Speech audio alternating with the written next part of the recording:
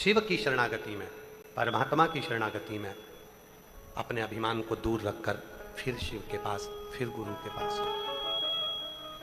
फिर परमात्मा के पास क्या मिलेगा? ये वही दान।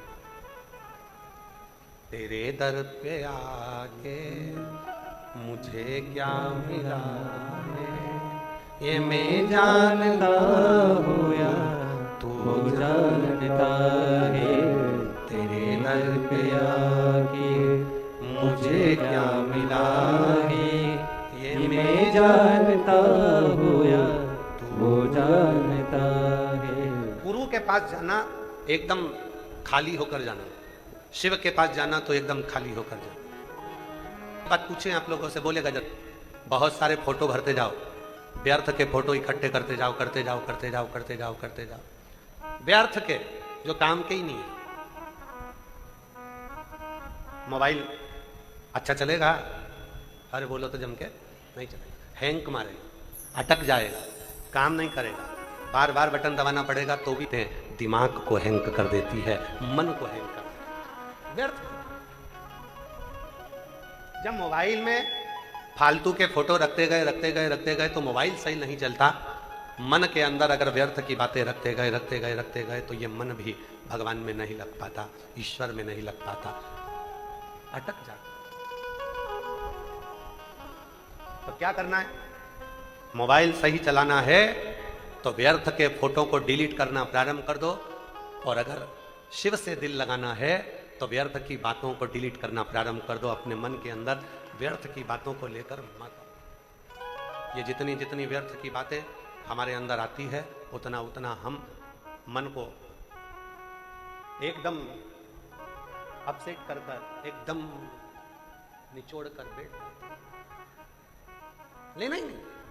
आग लगे बस्ती में, जम के बोलो जरा, आग लगे बस्ती में क्या किसको रोइए। अपने को ज्यादा टेंशन नहीं लेना। आया, किसी ने कुछ कहा, सुनते से यहां से वहां निकाल दिया। किसी ने कुछ बोला, कोई ने कहा, यहां से वहां निकाल दिया। ठीक है।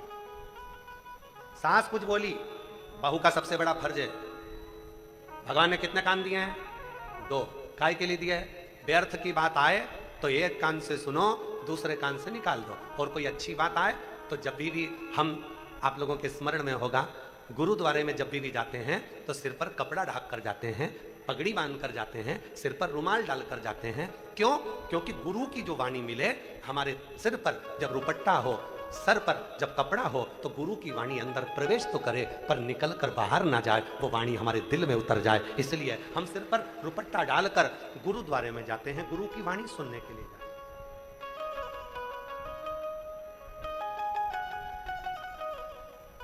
हम गुरु की वाणी सुनने के लिए जाते हैं तो सिर पर कपड़ा डालकर जाते हैं, पगड़ी बांध कर जाते हैं। गुरु की वाणी मिले, गुरु के शब्द मिले, पर वो बाहर ना निकले, हमारे भीतर उतर जाए। और व्यर्थ की बात मिल जाए, तुरंत डिलीट करो। सास ने कोई व्यर्थ की बात कह दी, पलट कर जवाब नहीं देना, डिलीट कर देना। ससुर ने कुछ कह दिया, व्यर्थ की बात कह दी, डिलीट कर दो। बहू ने कुछ कह दिया, सास को डिलीट कर दो। पति को कुछ कहा, डिलीट करो। पति ने कुछ कहा पत्नी से, डिलीट करो। ये जितना अगर तुम इसको रखते जाओगे, मैं शादी कर आई थी और मेरे घर के लोगों ने ऐसा बोला था, मैं ऐसा कर आई थी, उन्होंने ऐसा कहा था, मकान के मुहूर्त में ऐसा बोल दिया था, फैक्ट्री के मुहूर्त में ऐसा बोल दिया था, हम रखते गए, फिर जैसे फोन हैंग मारने लगता है, उसी तरह ये दिमाग भी हैंग करने लगता है, ये मन भी विचलित होने लगता है। डिलीट करना सीख लो। सबसे सुंदर तरीका है, मोबाइल सही चलाना है तो डिलीट करना सीखो,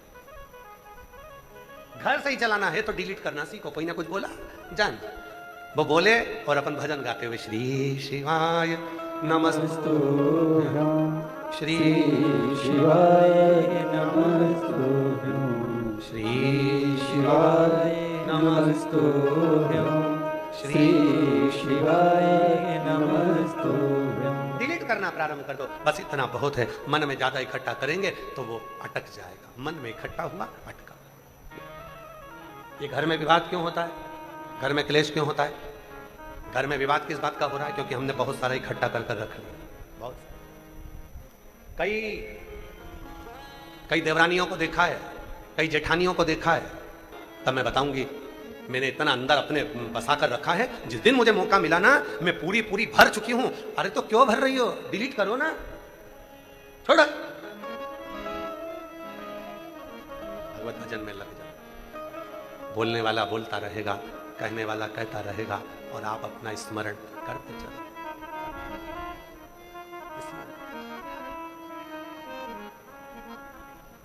आप स्मरण में डूबे रहो, भजन में डूबे रहो, भक्ति में डूबे रहो, होगा, देखा जाए। चित्त को परमात्मा में लगाना जरूरी है। और जिस दिन तुम्हारा चित्त परमात्मा में लगना प्रारंभ हो गया, समझ लेना कि तुम्हारे जीवन में जितनी चिंता थी वो चली गई। पहले साधु, सन्यासी, तपस्वी, साधक, उपासक, संत, ब्राह्मण, सन्यासी, कोई फकीर, कोई भिक्षु जब दरवाजे पर मांगने के लिए आता था तो पैसे नहीं मांगता था, अन्न मांगता था। आटा दे दो, चावल दे दो, रोटी दे दो, भोजन दे दो। बोलो सही है कि गलत है? पहले के समय में संत आते थे, साधु आते थे, सन्यासी आते थे, तपस्वी आते थे, फकीर आते थे। दरवाजे पर अगर कोई मांगने आता था तो वो खाने के लिए मांगता था, कुछ मुझे भूख लगी है, भोजन दे।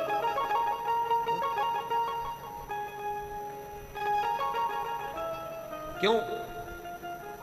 किस लिए? घर का जो अन्न होता है, उस घर के अन्न में दो चीजें होती है।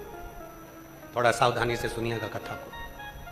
घर के अन्न में दो चीजें होती है, एक होती है चिंता और दूसरी होती है शांति। बोलो क्या क्या चीज होती है? पहले नंबर पर चिंता, दूसरे नंबर पर शांति। घर के अन्न में, भोजन में दो चीजें होती है, एक होती है चिंता, दूसरी होती है शांति। शांति।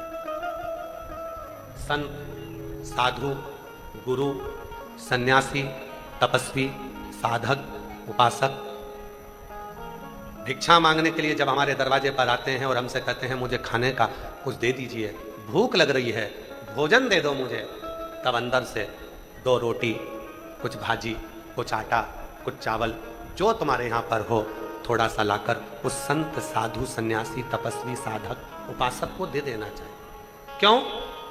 वो हमारे घर से केवल अन्न लेकर नहीं जाता।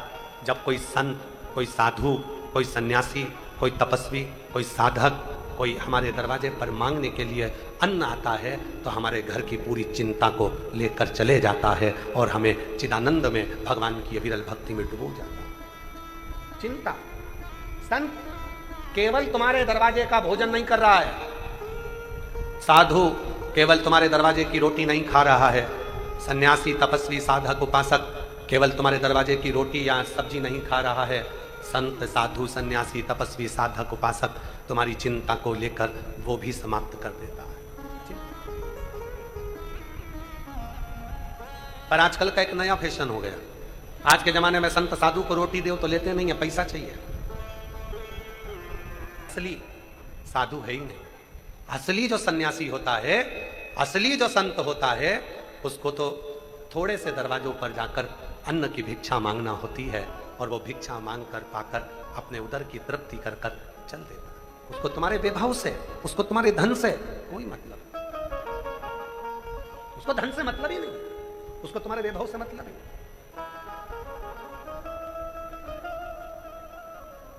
उसको धन नहीं चाहिए, वो तो आवाज लगा कर कहेगा मां भूख लगी है, भोजन दे। माता भिक्षाम देही, मुझे भूख लगी है, भोजन ला। कुछ थोड़ा बहुत भी अगर खाने का हो तो दे दीजिए, रोटी दे दो, सब्जी दे दो, जो तुम्हारे यहाँ आटा हो, चावल हो, शक्कर हो, कुछ तो दो, मेरे को खाना है। अर्थात वो केवल भोजन लेकर नहीं जा रहा है, वो तुम्हारे घर की चिंता को लेकर जा रहा है। वो तुम्हारे घर का टेंशन, तुम्हारे घर का व्यर्थ की चिंता वो लेकर जा रहा है। घर के अन्न में दो चीजें होती है, एक चिंता, एक शांति। घर का अन्न घर में तैयार हुआ, कोई संत साधु उस अन्न को मांग कर लेकर गया, समझ लेना तुम्हारी चिंता आज लेकर चला गया है।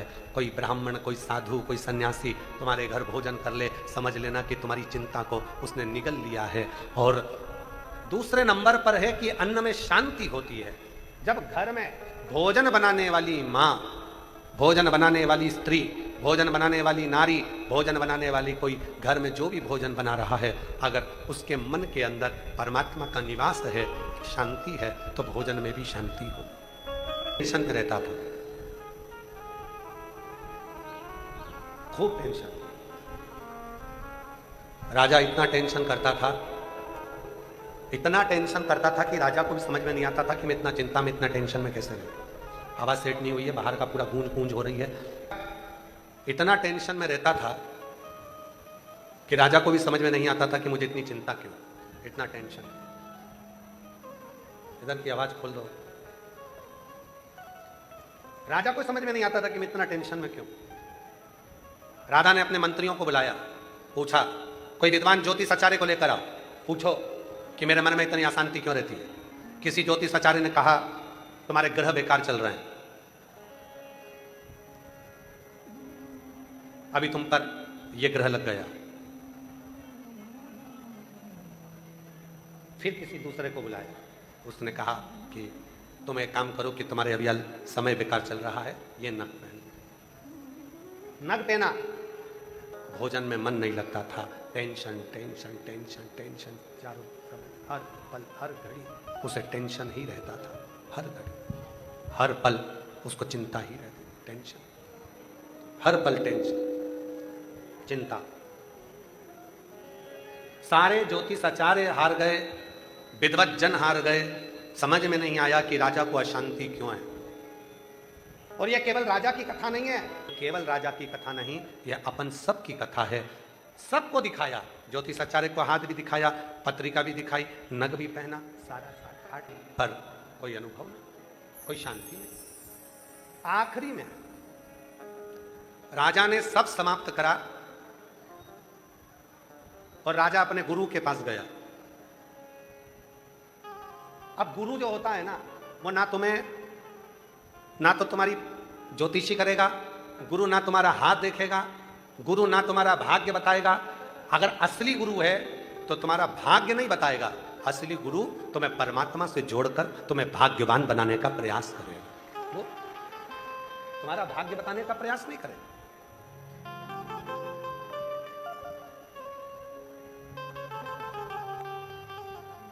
आप लोगों को मालूम होगा कि हम किसी से मिलते नहीं हैं, मालूम है ना आप लोगों को, हम मिलते नहीं। क्यों? क्योंकि आप लोग मिलने के लिए आओगे तो कहोगे गुरुजी हमारा भाग्य बता दो, और हमें अपना ही भाग्य नहीं मालूम तो हम तुम्हारा क्या खाक बताएं। हम तुमसे नहीं मिलते, आपको बुरा लगे भला लगे कैसा भी लगे, पर हम किसी से नहीं मिलते। लोग कहेंगे गुरुजी हमारी पत्रिका देख लो, हमारा हाथ देख लो, हमारा भाग्य बता दो, ये बता दो मैं क्या करूं। भैया हमको ही नहीं मालूम हमारा खुद का, तो हम तुम्हारा क्या खाक बताएं, हमें नहीं। असली गुरु का सबसे बड़ा फर्ज यही है, वो किसी का भाग्य नहीं बताता, पर इतना जरूर है वो भगवान की शरणागति में लगाकर उसके भाग्य को बदल देता है, उसके भाग्य को बदलने में कारगर असली गुरु है।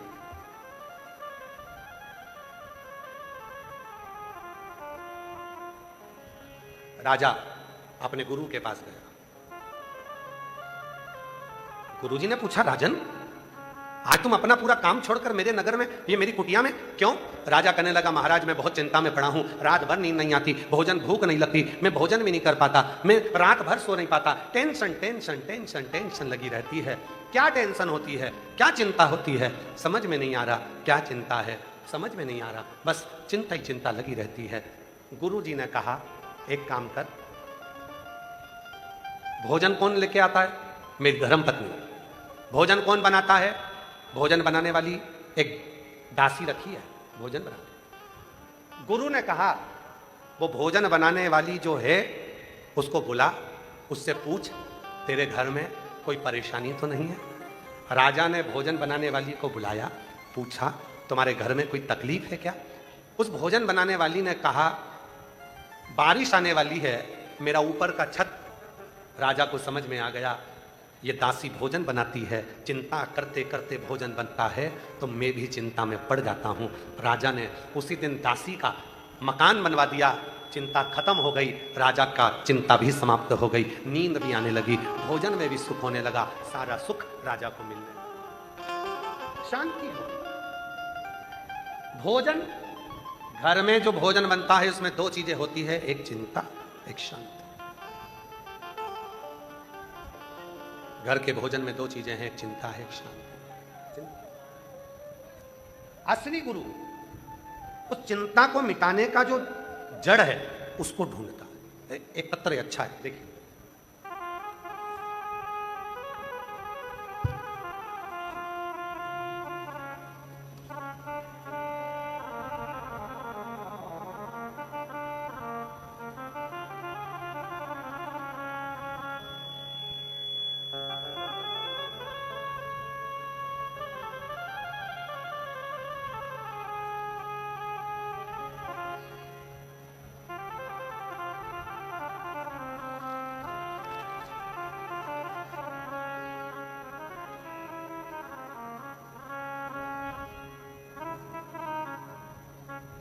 गुरुजी, मैं राजस्थान जिला श्री गंगानगर पदमपुर बेलवा की रहने वाली हूँ।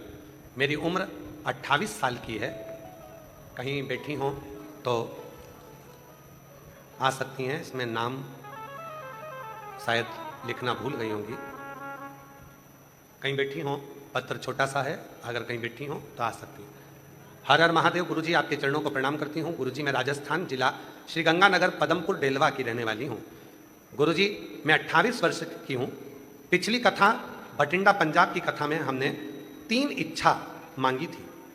सुना था सीहोर वाला बाबा कथा करता है, पंडाल में बैठकर जो मांगो वो मिलता है। मैं 3 इच्छा कर कर यहाँ से चली गई थी।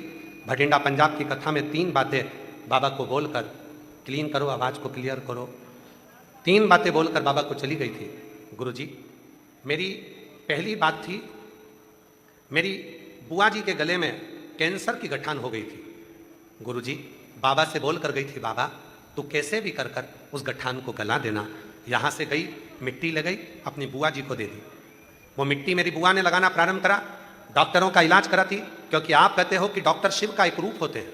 अगर शरीर में रोग आए, बीमारी आए, तो सबसे पहले डॉक्टर के पास जाओ, क्योंकि डॉक्टर शंकर है, उसका इलाज करो। वो जांच बोले जांच कराओ, दवा बोले दवा खाओ, और फिर शिव जी पर भरोसा कर कर उसकी दवाई लेना प्रारंभ करो। मेरी बुआ जी ने वही करना प्रारंभ करा, और बाबा की ऐसी कृपा हुई गुरुदेव, मेरी 3 इच्छा में से एक इच्छा बाबा ने पूरी करी। मेरी बुआ के गले का कैंसर समाप्त हुआ। गुरुदेव, दूसरी मैंने इच्छा करी थी, भोलेनाथ जी से कहकर गई थी, बाबा या तो मेरी सरकारी नौकरी लगा दे, या मेरे लिए जो अच्छा हो वो तू काम करा दे। बाबा ने ऐसी कृपा करी गुरुदेव, भटिंडा पंजाब की कथा सुनकर गई, 3 महीना भी नहीं हुआ, और बाबा ने ऐसी कृपा करी, मेरा खुद का दुकान खुलवा दिया। और मेरा दुकान खुलवाकर बाबा ने मेरा स्वयं का व्यापार चालू करवा दिया। मैंने कभी भी सपने में भी सोचा नहीं था इतनी छोटी उम्र में बाबा मुझे बिजनेस वुमेन बना देंगे। सारे रिश्तेदारों के घर वालों ने, सबने बोला मत कर, काम नहीं चलेगा। गुरुजी, मुझे पहले बच्चा भी नहीं था। मैंने इसी भटिंडा की कथा में तीसरा वर मांगा था कि बाबा मेरे घर संतान नहीं है, तो संतान दे देना। बाबा 3 वर मांग कर गई थी, पहले बुआ के गले का कैंसर समाप्त हो, दूसरा मेरा या तो सरकारी नौकरी हो जाए या मैं खुद का व्यापार करूं। बाबा ने मेरा खुद का व्यापार कर दिया। तीसरा वर मांगा था कि मेरे घर में औलाद हो जाए, और बाबा की कृपा ऐसी हुई कि 1 महीना बाद ही बाबा की कृपा से गर्भवती हो गई, और बाबा की कृपा मुझ पर हो गई। मेरी तीनों मनोकामना पिछली बार भटिंडा की कथा की पूरी हो गई। मैं बाबा को यहाँ प्रणाम करने के लिए आई। एक विश्वास, एक भरोसा, एक दृढ़ता।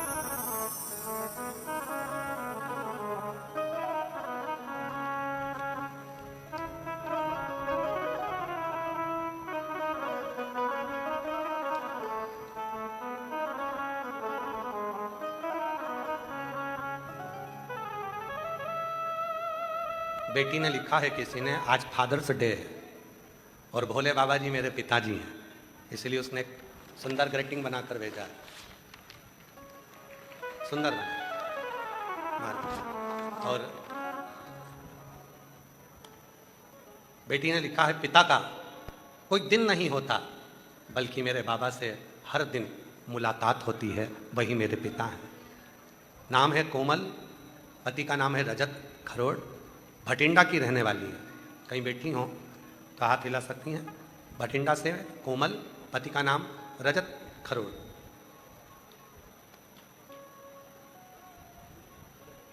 कहाँ है? हाथ हिला। आ जाओ आ जाओ, जिस बेटी ने ये पत्र लिखा है। और जो जैसी भावना वो वैसा ही बल पाया, नहीं खाली उसे लौटाया, वो मन ही मन हर्षाया। और कर दिया माला माल काशी वाले ने, लुटा दिया भंडार काशी वाले ने, लुटा दिया भंडार काशी वाले ने, कर दिया माला माल काशी वाले ने। एक विश्वास, एक भरोसा, एक दृढ़ता अपने भीतर उत्पन्न करिए। जब विश्वास भीतर उत्पन्न होगा, दृढ़ होगा, तो शिव जरूर मिलेगा, भगवान शंकर जरूर प्राप्त होंगे, मिलेंगे। घर के अन्न में दो चीजें होती हैं, एक चिंता भी होती है, एक शांति भी। चिंता भी है, शांति।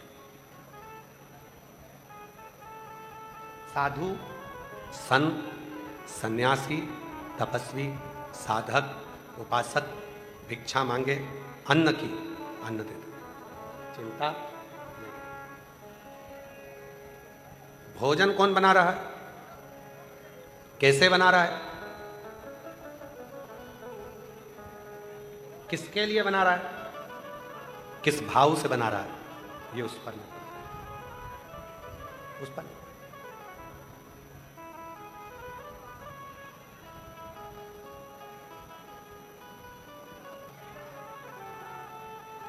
डॉक्टर साहब ने कथा करवाई थी नांदेड़ में, तो नांदेड़ साहिब में दर्शन करने के लिए जब गए तो लंगर में कई धनपति भी लंगर छक रहे थे।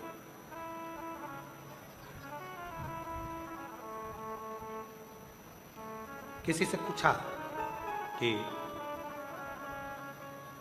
बहुत पैसे वाले लोग, करोड़पति भी लंगर छक रहे हैं। उन्होंने कहा, गुरुजी, होटल का भोजन तो बार बार मिल जाता है, ढाबे का भोजन भी बार बार मिल जाता है, पर गुरु की शरणागति का भोजन बहुत कम मिलता है, और जो पाता है वो निहाल हो जाता है। जो वो निहाल। किस भाव से बनाए भोजन, किसके लिए बनाए भोजन, किसको भोग लगाया गया इस भोजन का, किस भाव का है वो, हमें सुख देता। सुख। कितना सुंदर एक चरित्र आता है शिव पुराण का, एक बड़ा सुंदर सा चरित्र आता है। एक बार माता पार्वती जी ने भोजन बनाया, तो भोजन बनाकर माता पार्वती जी ने भोजन बनाया, सबको सूचना दी, भोजन तैयार है, भोजन करो। सब आए। मां अन्नपूर्णा के हाथ के भोजन का इतना प्रभाव था, इतना प्रभाव था कि भूत, प्रेत, डाकनी, पिशाचनी, चुड़ैल, भयंकर भयंकर जितने भी शिव जी के गण थे, जब वो भोजन करते थे, भोजन ग्रहण करते थे, तो कितना ही खा ले, तृप्ति ही नहीं मिलती, तृप्ति ही।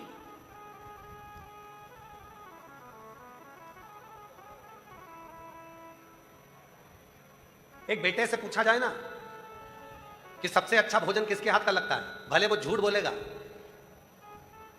कि मेरी पत्नी अच्छा भोजन बनाती है, झूठ बोलेगा, पर सही में उससे पूछा जाए कि सबसे अच्छी दाल, सब्जी, पराठा अगर कौन बना सकता है, तो चुपचाप से कान में आकर कह देगा, मेरी मम्मी बना सकती है, मेरी मम्मी। कभी कभी बेटियां छाती ठोक कर देती हैं, शादी होकर आ गई तो क्या हुआ, फिर भी मेरे मायके में मेरी मम्मा के हाथ का कभी तुम भोजन करके देखना, मेरी माँ जो भोजन बनाती है ना, उसके बराबर कोई भोजन नहीं बना सकता। मेरी माँ जब हलवा बनाती है, सीरा बनाती है, मेरी माँ हलवा तैयार करती है, सीरा तैयार करती है, मेरी मम्मा ये बनाती है, मेरी मम्मा वो क्यों? क्योंकि उसको मालूम है कि एक माँ के हाथों में अन्नपूर्णा का निवास होता है। और जब वो दिल से बनाती है अपने बच्चों के लिए, अपने परिवार के लिए, जब पूर्ण समर्पण के साथ बनाती है, तो फिर उसके अंदर अहमता का भाव नहीं रहता, केवल देने का भाव, समर्पण का भाव रहता है। तो भोजन में स्वाद बढ़ जाता है। स्वाद।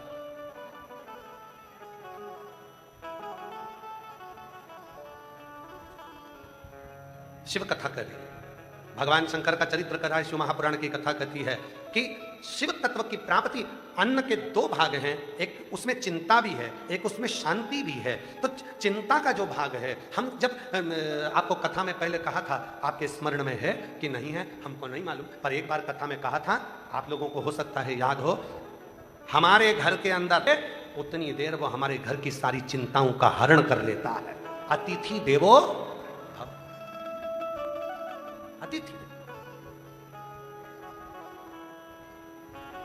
पर एक आज का जमाना है, जरा से अतिथि आ जाए, मेहमान आ जाए, जरा से लोग आ जाएं तो लोगों के मन में बड़ा हो जाता है, बताओ इतने लोग आ गए, इनको भोजन कैसे कराऊंगी, कैसे बनाया जाएगा, कैसे खिलाया जाएगा, क्या करा जाए, क्या करा जाए, तो समझ में नहीं आता, समझ ही नहीं आता। विश्वास प्रबल। स्वयं तुमरुका जी ने चंचुला देवी से कहा, चंचुला तुम कहती हो कि तुम्हारा पति प्रेत योनि में पड़ा हुआ है, वो प्रेत योनि में पड़ा था, अब वो प्रेत योनि में है नहीं, अब वो प्रेत योनि में नहीं। अब तो वो शिव महापुराण की कथा को श्रवण कर कर, भगवान शंकर की कथा को श्रवण कर कर देव योनि को प्राप्त हो देव।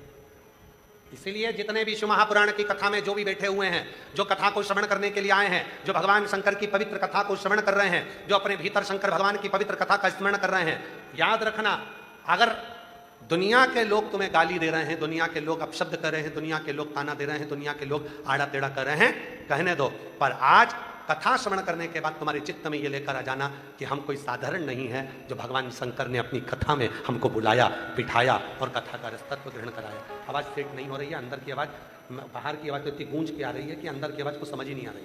यहाँ पर एक जनी आकर यहाँ सुनो तो सही, बाहर की पूरी चोंगे जैसी आवाज़ यहाँ आ रही है।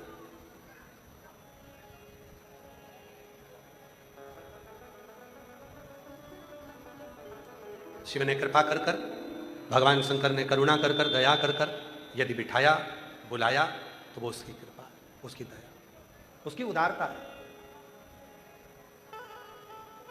बिना कृपा के वो बुलाता ही नहीं। एक पत्र है, अच्छा है,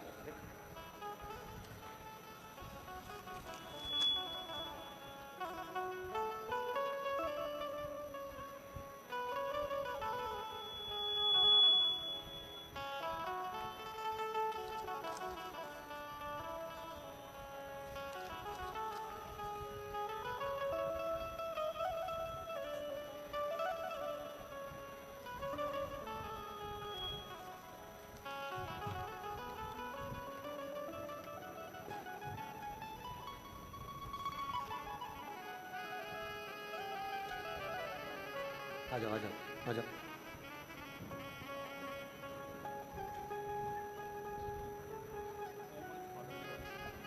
तो क्यों अच्छा पत्र भेजा बेटा?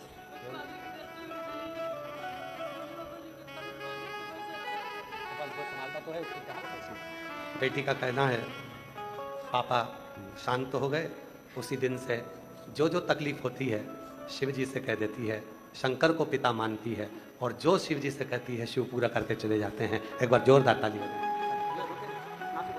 आंसू को अच्छा खुश होकर जाता है। जो दिल से मांगोगे वो दिल से देगा, जो दिल से मांगोगेगा, मेरा भोला भंडारी है खाली झोली। मेरा नाम राजरानी है, मेरे पति का नाम किशन चंद है, हम भटिंडा के रहने वाले हैं, हम भटिंडा के रहने वाले हैं। गुरुजी, मैं एक लोटा जल का महत्व बताना चाहती हूँ। मेरी तबीयत खराब रहने लगी थी गुरुजी, मैंने डॉक्टर को दिखाया तो पता चला कि मेरे गर्भाशय में 2 गठान हैं। डॉक्टर ने मुझे ऑपरेशन करवाने के लिए कहा, लेकिन गुरुजी मैं ऑपरेशन नहीं करवाना चाहती थी। गुरुजी फिर एक दिन मेरी देवरानी ने आपकी कथा के बारे में बताया। फिर गुरुजी हमने आपकी कथा को सुनना शुरू किया और गुरुजी हम सीहोर भी गए और वहाँ से रुद्राक्ष लिया। कंकर शंकर की पूजा करके एक कंकर शंकर घर ले आए। फिर हम हर रोज रुद्राक्ष जल शिव जी को चढ़ाती और आचमन कराती और मैंने एक बेलपत्र और एक 7 रुपये वाला उपाय भी किया और शिव जी की कृपा ऐसी हुई कि मेरी दोनों गठान गल गई। अब मैं बाबा को यहाँ पूर्ण तरह से ठीक हो गई और बाबा को यहाँ धन्यवाद देने के लिए आई हूँ। गुरुजी मैं राजरानी, पति का नाम किशन चंद है, हम भटिंडा पंजाब के ही रहने वाले। कहीं बैठी हैं क्या? कहीं बैठे हों तो हाथ हिला सकती हैं और आ सकती हैं। एक पत्र और बड़ा सुंदर है। मेरा नाम राजबाला है, मेरे पति का नाम सावरमल। शंभो शंभो शंभो शंभो, गला पकड़ रहा है बाबा। शंभो शंभो शंभो शंभो शंभो शंभो शंभो। मेरा नाम राजबाला है, मेरे पति का नाम सावरमल सैनी है, गोत्र दैया। मेरे गांव 22 NTR, तहसील नोहर, जिला हनुमानगढ़ के निवासी हैं। एक लोटे जल का मैं क्या बखान करूं। मेरा बेटा 7 साल से सरकारी नौकरी का प्रयास कर रहा था, वह सफल नहीं हुआ। बहुत कोशिश करी पंडित जी की, कोई भी दिखलाया परंतु समाधान नहीं मिला। फिर मैंने आपकी कथा सुनना प्रारंभ करा, एक लोटा जल भोले बाबा को चढ़ाना प्रारंभ किया। पंडाल में पहली कथा सिरसा हरियाणा में 2024 में सुनी और बाबा से प्रार्थना करी। मेरे बेटे को लेकर मैं भटिंडा की कथा में भी आई। बेटे ने यहाँ पर बैठकर बाबा से सरकारी नौकरी मांगी और बाबा की ऐसी कृपा हुई गुरुदेव कि मेरे बेटे का सिलेक्शन 2025 में बैंक में हो गया और आज मेरा बेटा सरकारी बैंक में नौकरी कर रहा है। मैं बाबा को यहाँ धन्यवाद देने के लिए आई हूँ, बाबा को प्रणाम करने आई। कहीं बैठी हो राजबाला, कहीं बैठी हो तो आ सकती है। और तेरी कृपा का भरोसा अब किस पर हो जाए जरा सी हम पर कर दो, जरा सी हम पर कर दो। तेरी कृपा का क्या है भरोसा, अभी ठीक है, किस पर इसको हो जाए जरा सी हम पर कर दो, जरा सी हम पर कर दो। जिस पर 2 गठान हो गई थी गर्भाशय में, डॉक्टर ऑपरेशन का कहे थे। माँ ने हिम्मत नहीं हारी, यही भटिंडा की कथा को श्रवण किया और बाबा पर भरोसा कर जल चढ़ाना प्रारंभ किया। आज पूर्ण तरह से स्वस्थ होकर आई है। एक बार जोरदार ताली बजाओ साहब।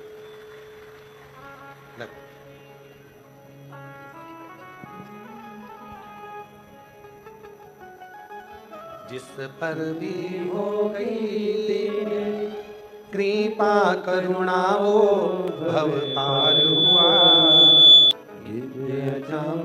घड़ी का जैसे तेरे मन को भाई जरा सी हम पर कर दो, जरा सी हम पर कर दो। तेरी कृपा का क्या है भरोसा, कब किस पर हो जाए जरा सी हम पर कर दो, जरा सी हम पर कर दो, ओ जरा सी हम पर कर दो। उस देवाधिदेव महादेव से करी गई प्रार्थना खाली नहीं गई।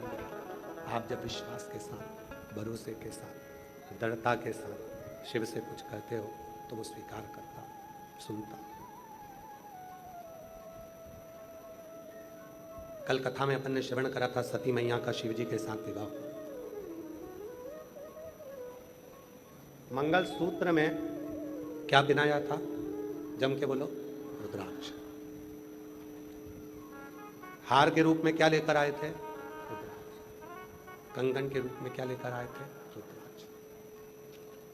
कंगन के रूप में भी रुद्राक्ष लाए, हार में भी रुद्राक्ष लाए, मंगल सूत्र में भी रुद्राक्ष लाए, सब में रुद्राक्ष, सब में रुद्राक्ष।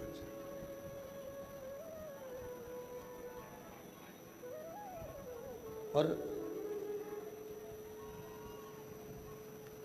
वचन दिया सती अखंड सौभाग्यवती होकर जाओगे।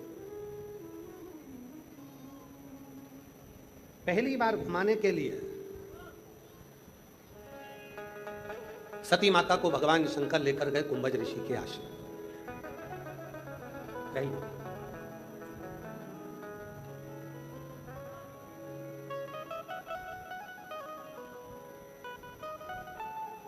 शादी पक्की हुई, शादी हुई और शिवजी माता सती को लेकर गए कुंभज बाबा के आश्रम में कथा सुनाने की।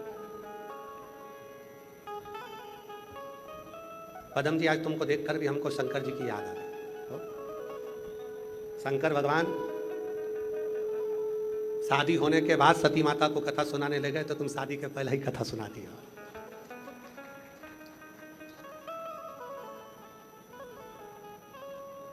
पहले ही कथा सुना भारत। तो ये शिव की उदारता है, शंकर भगवान की कृपा करुणा, उनकी दया है, उनकी करुणा है कि अपनी जिंदगी की शुरुआत भगवान देवाधिदेव महादेव की कथा से कर रहे हो। इससे बढ़कर और क्या चाहिए। एक बार जोरदार ताली बजाइए साथ।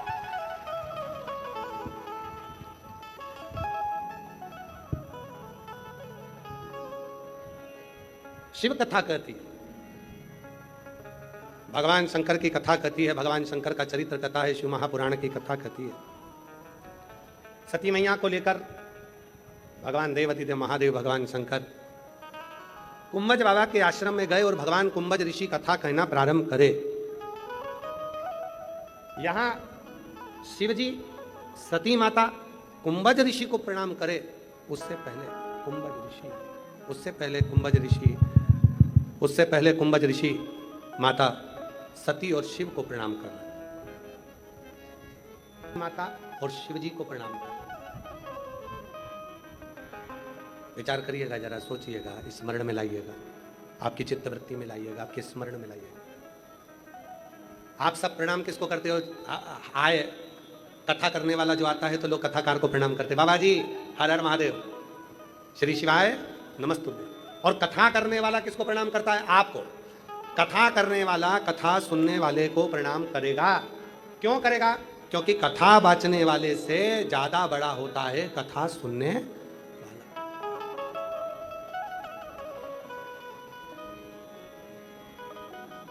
कथा बांचने वाले से ज्यादा बड़ा होता है कथा सुनने वाला। बांचने वाला तो आया है तो 7 दिन कथा बचेगा। सुनने वाला कितना? घर में काम 50 काम पड़े हुए हैं, बच्चे हैं, पति है, ऑफिस जाना, नौकरी, ये चाकरी, ये काम वो काम, दुकान धंधा पानी, ये व्यापार वो व्यापार, घर का सारा काम करना और उसके बाद भी कथा में जाकर 3 घंटे बैठना, तो वक्ता से बड़ा श्रोता होता है। और कथा बांचने वाला और कथा सुनने वाला, इन दोनों में सबसे ज्यादा बड़ा होता है कथा सुनने वाला। कथा सुनने वाला इसलिए भी बड़ा होता है क्योंकि कथा सुनने वाला कहाँ बैठता है? जमीन पर। कथा सुनने वाला जब जमीन पर बैठता है तो जो जमीन पर बैठता है, जिसके पास जमीन होती है, तो वो हमारी निगाह में जमींदार कहलाता है। तो तुम सब कौन हो? जम के बोलो, और जम के बोलो। जमींदार। कौन हो तुम सब? जमींदार। जिसके पास जमीन, जो जमीन पर बैठा वो सब जमींदार। और जमींदार होता है, मन पड़ता है तो बैठ गया, मन पड़ गया तो उड़कर चल दिया, मन पड़ा तो पानी लिया पी लिया, मन पड़ा तो थोड़ा पाँव भी लंबा कर लिया, मन पड़ा तो थोड़ी बहुत देर विश्राम भी कर लिया, क्योंकि जमींदार की मर्जी। जमींदार कुछ भी कर सकता है। कई जमींदार तो ऐसे भी हैं, जेब में से निकाल के मल भी लेते हैं और महाराज जी का इंतजार करते भजन कब गाएगा। और महाराज जी ने जैसे भजन गाया तो इसने फटकी लगाई, और जैसे ही महाराज जी बोले हाथ, अब तो जमींदार है, वो तो कुछ भी कर सकता है। जमींदार होता है। तो तुम सब कौन हो? जमींदार। कथा बांचने वाला जमीन पर नहीं बैठता, ये 4 पांव की चौकी पर बैठता है। तो जमीन पर बैठे तो जमींदार, चौकी पर बैठे तो जमीन पर बैठे तो जमींदार, और चौकी पर बैठे तो चौकीदार। अब जमींदार तो हाथ पैर हिला सकता है, पर चौकीदार जब तक 5 नहीं बज जाए तब तक एक जैसा, ना पाँव लंबा करेगा, ना हाथ लंबा करेगा, ना सोएगा, ना खाएगा, ना पिएगा। चौकीदार होता है। इसलिए भगवान कुंभज ऋषि ने तुमरुका चंचुला देवी के सम्मुख भगवान तुमरुका जी ने बड़ी सुंदर बात कही कि सती और शिव कथा सुनने के लिए आए। सती और शिव कथा श्रवण करने के लिए आए। और जब कथा सुनने के लिए आए तो कुंभज ऋषि ने उनको नमन किया, प्रणाम किया और निवेदन किया। निवेदन कि भोलेनाथ सुना दो ऐसी कथा जिसे सुनकर मैं भी अमर हो लूं। भोलेनाथ सुना दो ऐसी कथा जिसे सुनकर मैं भी अमर हो लूं। भोलेनाथ सुना दो ऐसी कथा जिसे सुन कर मैं भी अमर हो लूं। सुना दो ऐसी कथा, जिसे सुन कर मैं भी अमर हो लूं। भोलेनाथ सुना दो ऐसी कथा, जिसे सुन कर मैं भी अमर हो लूं। जिसे सुन कर मैं भी अमर हो लूं। जिसे सुन कर मैं भी अमर हो लूं। जिसे सुन कर मैं भी अमर हो लूं। जिसे सुन कर मैं भी अमर हो लूं। भोलेनाथ सुना दो ऐसी कथा, जिसे सुन कर मैं भी अमर हो लूं। भोलेनाथ सुना दो ऐसी कथा, जिसे सुन कर मैं भी अमर हो लूं। कथा को सुना था मीरा ने, इस कथा को सुना था मीरा ने। भोलेनाथ सुना दो ऐसी कथा, जिसे सुन कर मैं भी अमर हो लूं। भोलेनाथ सुना दो ऐसी कथा, जिसे सुन कर मैं भी अमर हो लूं। राधे राधे।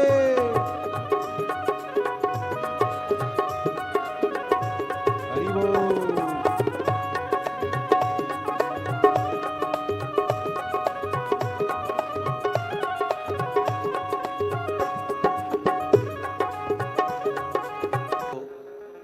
अपने हृदय की बात कही। ये पवित्र कथा भटिंडा पंजाब में चल रही है, जो श्री अमरजीत सिंह जी, श्री पद्मजीत सिंह जी द्वारा ये दिव्य कथा का आयोजित किया गया है। ये कथा 24 जून तक भटिंडा पंजाब में चलेगी। बाबा से अपने मन का भाव कहें, प्रार्थना करें। सीहोर की कावड़ 25 अगस्त की भराएगी प्रदोष की सुबह 9 बजे माँ सीवन नदी के तट से। सीहोर से प्रारंभ होकर 11 किलोमीटर दूर तक कावड़ चलेगी कुबेरेश्वर धाम तक। 1 महीने कावड़ मेला सीहोर कुबेरेश्वर धाम का प्रारंभ हो जाएगा 30 जुलाई से। 1 महीने तक शिव भक्त आते हैं। भारत की भूमि पर केवल एक कावड़ ऐसी है सीहोर की, कुबेरेश्वर धाम की, जहाँ पर महिला, पुरुष, बच्चे, बूढ़े, जवान सब कावड़ भरते हैं। सभी लोग कावड़ भरते हैं।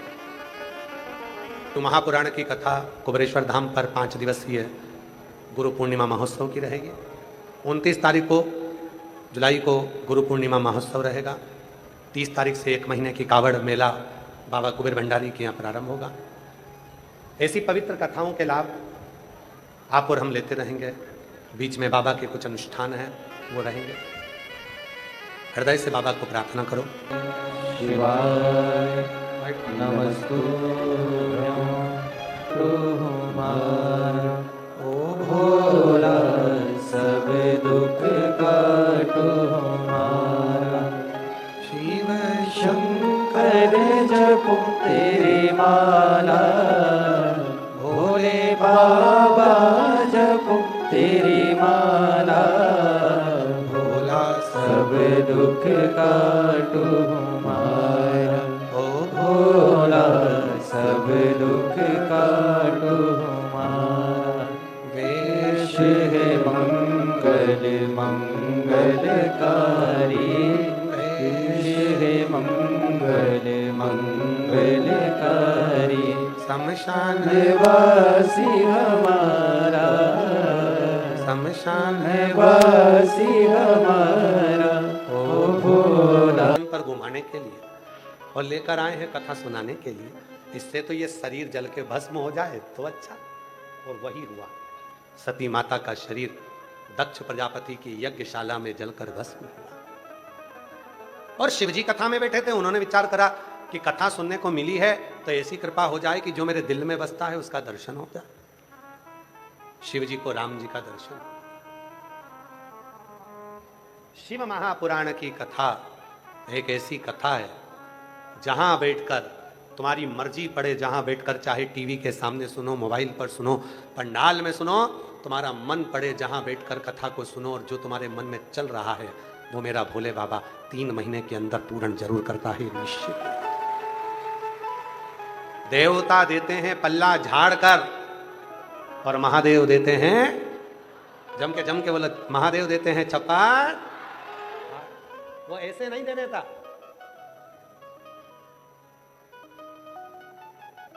ऐसे ही नहीं देगा, वो आए वो देगा, बुलाया है उसने, देगा। बस अपने मन को थोड़ा बड़ा बना। कभी कभी हम लोगों को बड़ा हम देखते हैं, कई दीपावली का टाइम आता है तो धनतेरस का दिन आता है। कौन सा दिन? धनतेरस। धनतेरस पे दीपावली के 5 दिन होते हैं, धनतेरस, रूप चौदस, दीपावली, पड़वा और दूज।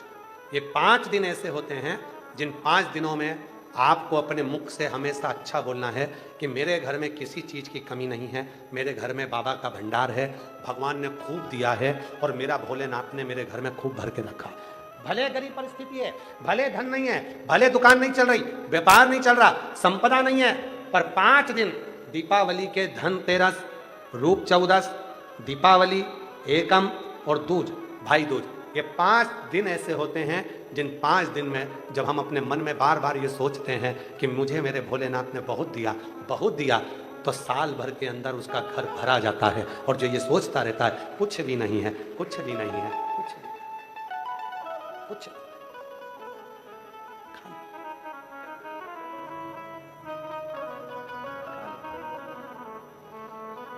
बड़ा सोचिए। और पहला दिन ही ऐसा आता है, बाकी के दिन तो जानने दो 4। दीपावली का पहला दिन धनतेरस का, उसी दिन तुम्हारे मन में गलत विचार आ जाता है, सामान खरीदने जाना है, धनतेरस है, वो सामान लेकर आऊंगी जो मेरे घर में नहीं है। मतलब पहले दिन ही तुम्हारे अंदर ये आ गया कि मेरे घर में नहीं है। पहले दिन किस पुराण में, किस शास्त्र में, किस वेद में ये लिखा है कि तुम्हारे घर में जो चीज नहीं है उसको खरीद कर पूजन करना? ये लिखा है कहीं नहीं। वो लेकर आऊंगी, धनतेरस पर पूजन करूंगी। मेरे घर में ये नहीं है, मैं लाऊंगी, पूजन करूंगी। मेरे घर में ये नहीं है, मैं ये लेकर आऊंगा, धनतेरस के दिन पूजन करूंगी। मेरे हाथ की चूड़ी नहीं है, मैं ये खरीदूंगी अब की बार धनतेरस पे। मेरे यहाँ ये नहीं है, अब की बार धनतेरस पे मैं ये खरीदूंगा। ना ना ना, पहले दिन तुम्हारे मुख पर यह होना चाहिए मेरे यहाँ सब कुछ है, फिर भी शिव जी की कृपा से मैं ये सामान खरीद कर लेकर आऊंगी, बाबा की कृपा से सब है फिर भी लाऊंगी। भले नहीं है फिर भी सोचो कि मेरे यहाँ है, फिर भी मैं खरीद रही हूँ। भंडार भरता चले जाएगा, भरता चले।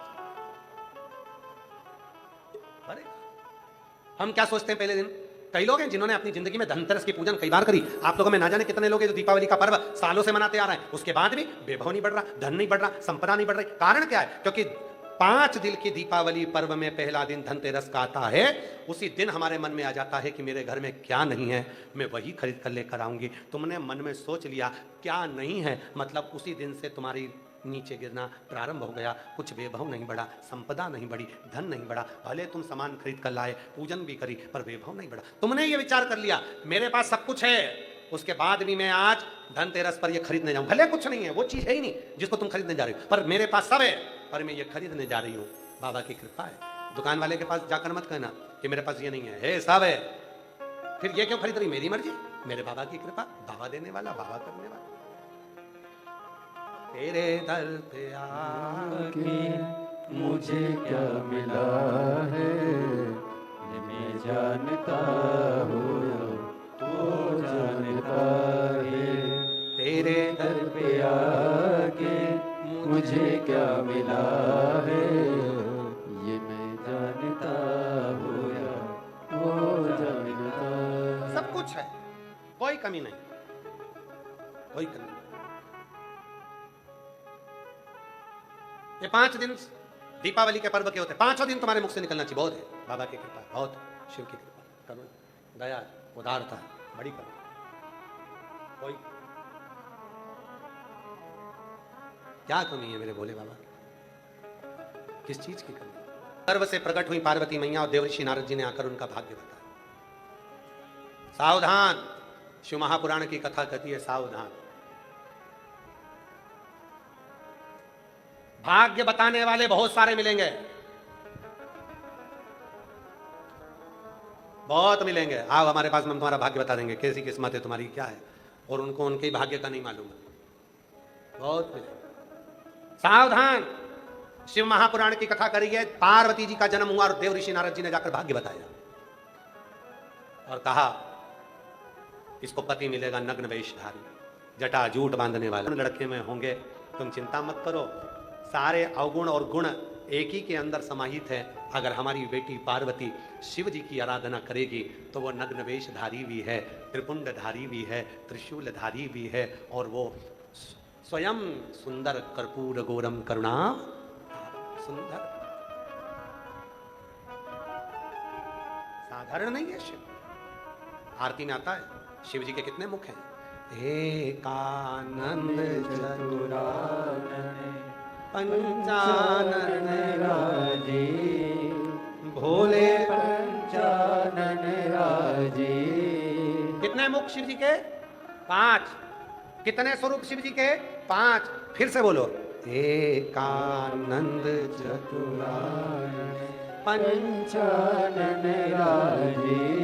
पंचानंद का मतलब 5 मुख, पंचानंद का मतलब 5 कार्य, पंचानंद का मतलब 5 स्वरूप, पंचानंद का मतलब 5 प्रतिक्रिया, पंचानंद का मतलब 5 कर्म भगवान शंकर के पास में है। पहला कर्म है शंकर जी का प्रकृति अर्थात संसार को बनाना, दूसरा है संसार का पालन करना, तीसरा है संसार का संहार करना, चौथा है संसार में से आलोप करना, और 5वां है संसार में जन्म लेने वाले पर करुणा करना। ये 5 चीजें शंकर जी के पास है। और शिव जी ये विचार करे कि मैंने 5 चीज मेरे पास रख कर रखी है तो मैं भजन कब करूंगा। तो शंकर भगवान ने भगवान ब्रह्मा जी को बुलाया, ब्रह्मदेव इधर आओ। ब्रह्मा जी ने पूछा क्या है प्रभु जी? तो कहा एक काम करो, मेरे एक मुख की पूजन तुम करो और एक काम तुम लो। क्या काम? तो कहा संसार को बनाने का काम, संसार को प्रकट करने का काम तुम्हारा, संसार बनाने का काम ब्रह्मा जी को दे दिया। भगवान विष्णु को बुलाया, नारायण से कहा एक मुख की पूजन तुम करो। भगवान विष्णु ने पूछा क्यों? तो कहा एक काम तुम्हें देता हूं, संसार का पालन तुम्हें करना है, सारे संसार को तुम पालन करो। ठीक है।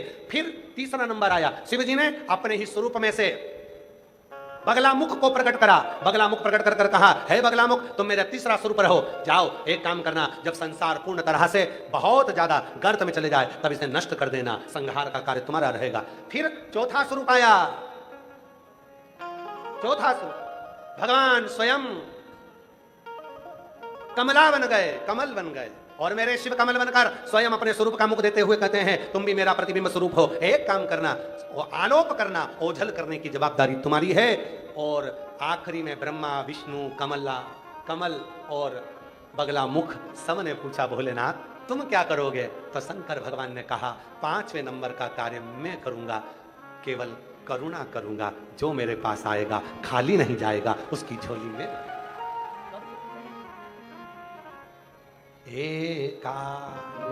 चतुरानन पंचानन राजे, भोले पंचानन राजे। हंसासन करुणासन, हंसासन करुणासन, वृषवाहन साजे। ओम हर हर हर हर महादेव। पंचस्वरूप सबको दे दिया। तुम ब्रह्मा जी संसार बना, तुम पालन करो, तुम संहार करो, तुम ओझल करो। शिव जी ने अपने पास में, ब्रह्मा जी ने पूछा तुमने अपने पास क्या रखा? भगवान विष्णु पूछते हैं तुमने अपने पास क्या रखा? शिव जी कहते हैं केवल मैंने अपने पास करुणा रखी है, जो मेरे पास आएगा, बैठेगा, भजन करेगा, स्मरण करेगा, जो मांगेगा उसको दे दूंगा, खाली नहीं रखूंगा। शिव ने अपने पास कहाँ चलूंगी। मेरे बाबा ने मेरे घर में ब्रह्मा विष्णु महेश के रूप में 3 देवियों को भेज दिया और मैं उनके साथ में अपने बेटे को लेकर कथा में पहुंच गई। गुरुदेव बेटे का तो रिजल्ट नहीं ला गया था, उसका तो फौजी में हुआ नहीं था, पर बेटा पीछे से गाड़ी लेकर आया, कथा में बैठा। 19 मई का दिन था, करनाल की कथा सुनी। आप कथा में कह रहे थे कि पंडाल में बैठकर जो मांगोगे वो मिलेगा। मेरे बेटे ने भी वहीं की मिट्टी को उठा लिया, हृदय से लगाकर बोला बाबा अगर तू सीहोर वाले बाबा की सुनता है तो मेरी नौकरी लगा कर मान। और बाबा मैं आज यहाँ प्रणाम करने के लिए आई हूँ कि बाबा ने सुन लिया और मेरे बेटे की सरकारी नौकरी फौजी में लग गई। मैं आज बाबा को धन्यवाद देने आई हूँ। 6 जून 2026 को मेरे बेटे की नौकरी फौजी की दूसरी लिस्ट में हो गई है। मैं बाबा को यहाँ प्रणाम करने आई हूँ। अगला पत्र एक बड़ा सुंदर, रेखा पचेरवाल भटिंडा पंजाब से है। रेखा पचेरवाल कहीं बैठी हो तो हाथ हिला सकती हैं, भटिंडा पंजाब से हैं। रेखा पचेरवाल कहाँ बैठी है? बैठी है, आ जाओ आ जाओ आ जाओ आ जाओ। रेखा पचेरवाल, गुरुजी आपकी कथा 2024 में भी भटिंडा में श्रवण करी थी और बाबा की कृपा से 25 में श्रवण करी। आज ये तीसरी कथा बाबा ने सुनवाई है भटिंडा वासियों को, अमरजीत सिंह जी को, पदम जी को। हम बहुत बहुत साधुवाद देते हैं जो हमारे क्षेत्र में रहते हैं और उन्होंने हम सब बहनों के दिल की बात को रखा और 3 बार शिव पुराण की कथा करवाई। हम बाबा इतना बाबा ने दे दिया कि हम इन पत्रों में वर्णन नहीं कर सकते। बाबा जो मांगती हूँ बाबा मुझे पूर्ण कर देता है। हम आज धन्यवाद देते हैं श्री पदमजीत सिंह जी को, श्री अमरजीत मेहता जी को हृदय से बहुत बहुत धन्यवाद करती हूँ। उन्होंने प्रयास कर कर ये तीसरी कथा हमको श्रवण कराई है, जिनके द्वारा हमें कथा सुनने का मौका मिला है। एक बार जोरदार ताली बजाएं इनके लिए। एक पत्र और बड़ा सुंदर है।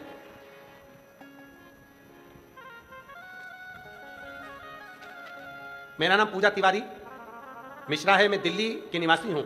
मेरा विवाह को 10 साल हो गए थे। मुझे कोई संतान नहीं हो पा रही थी। डॉक्टरों ने जवाब दे दिया था, IVF भी करवाया पर कोई आसरा नहीं निकला। तब किसी ने बताया पंडित प्रदीप मिश्रा जी कथा सुनाते हैं, पंडाल में जाने पर इच्छा पूरी होती है। पहले मुझे विश्वास नहीं हुआ, बाद में मैंने पूरी श्रद्धा के साथ पंडाल भटिंडा में हरियाणा में आई और सच्चे मन से कथा को श्रवण करा। बाबा की ऐसी कृपा हुई गुरुदेव, बिना IVF के, बिना कोई चीज़ों के, बाबा की कृपा से मेरे यहाँ 10 साल के बाद बच्चा हुआ, मैं जिसका फोटो लगा रही हूँ। बाबा की कृपा से 10 वर्ष के बाद मेरे यहाँ संतान की प्राप्ति हुई है। एक बार जोरदार ताली बजाएं, कहीं बैठे हों तो आ सकते हैं। जो जैसी भावना लाया वो वैसा, कि मैंने अपना मुख दर्पण में नहीं देखा और दूसरे पर इल्जाम लगा दिया। ऐसे कई लोग हैं, कई लोग हैं ऐसे विचार करते हैं, मुंह नहीं देखूंगा, इनका मुंह नहीं देखूंगी, इनका मुंह नहीं देखूंगा। खुद का देख ले दर्पण में जाके डेंटिंग पेंटिंग करके और 3 बार आंख को मीच मीची करके देख, उसमें क्या दिखा। शिव पुराण कहती है बाबा, एक उंगली जब हम किसी पर उठाते हैं, ये 3 उंगली हमारी ओर जाती है कि तुम अपने अंदर झांक कर देखो कि तुम कैसे हो। और मत बुरे कर्म कर बंदे वरना पछताएगा, भगवान की आंखों से तू बच नहीं पाएगा, तू बच नहीं पाएगा। अरे ओ अज्ञानी मत करना। 10 साल के बाद हुआ है, एक बार जोरदार ताली बजाओ। अभी से माइक पकड़ रहा है, शंभो शंभो। दीदी कह रही हैं पिछले बार भटिंडा में आए थे कथा में और बाबा से कहकर गए थे, यहाँ की मिट्टी उठा कर ले गए, विनय करा, जाने के बाद बाबा की कृपा हुई और 10 साल के बाद संतान की प्राप्ति हुई। जोरदार ताली बजाइए।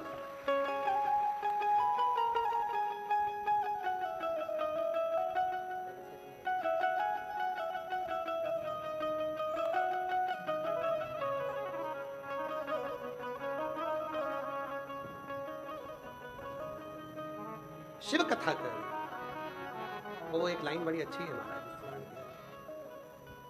तेरे दरबार की बाबा निराली शान देखी है, तुझे देते नहीं देखा पर झोली भरी देखी है।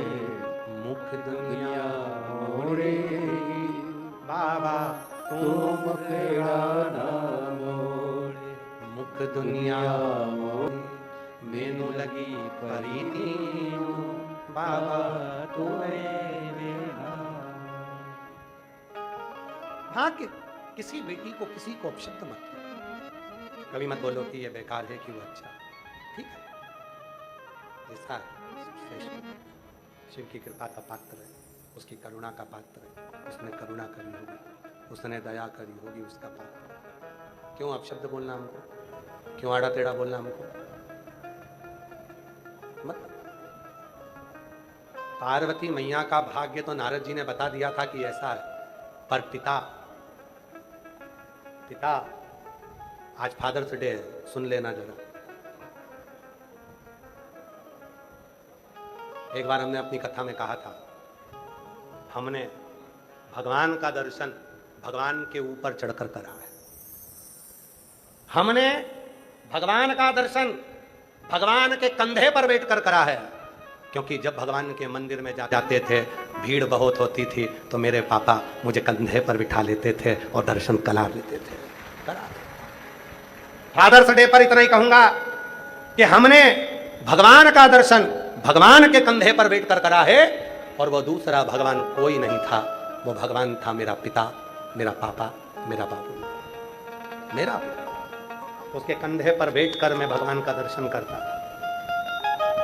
कंधे पर दुख होता है,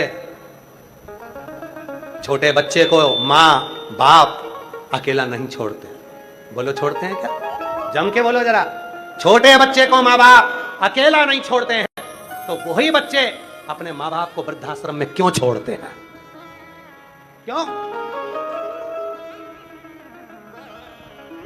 अगर फादर्स डे मनाना है, मदर्स डे मनाना है, तो आज एक संकल्प लेकर जाना कि मेरे घर के बुजुर्ग माँ बाप कभी वृद्धाश्रम नहीं जाएंगे, मेरे ही घर, उन्हीं के घर में रहेंगे और उनकी शरणागति में हम रहेंगे।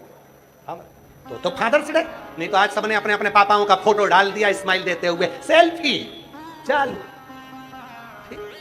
क्या मतलब? ऐसा फादर्स डे किसी काम का नहीं। हम छोटे थे, बच्चे थे, हमारे माँ बाप हमको अकेला नहीं छोड़ते थे, तो हम बुढ़ापे में अपने माँ बाप को अकेला कैसे छोड़, कैसे उन्हें वृद्धाश्रम छोड़? ऐसा फादर्स डे मनाओ। अगर तुम्हारे माँ बाप वृद्धाश्रम में हैं तो उनको घर लेकर आओ, और फिर रील बनाकर मैं हमारे पास भेजना मास्ता चैनल पर चलाएंगे कि इनको कहते हैं बेटा जो अपने बूढ़े माँ बाप को वापस लेकर आए हैं। फादर्स डे इसको कहते हैं, मदर्स डे इसको कहते हैं। उस दिन मदर्स डे फादर्स डे मनाना जिस दिन माँ बाप तुम्हारे घर में हो और तुम उनकी शरणागति। हमारी बात का हो सकता है कई लोगों को बुरा लगे, लगे तो लग जाए, लग जाए, हमें कोई फर्क नहीं पड़ता। वैसे भी हमारी बात का लोगों को बहुत बुरा लगता है, काली मिर्ची तो तुरंत लगती है, लगे लग जाए, उसमें कोई दिक्कत नहीं। पर फादर्स डे और मदर्स डे तब मनाना जब तुम्हारे माँ बाप तुम्हारे घर में हो और उनके चेहरे पर स्माइल हो, खुशी हो।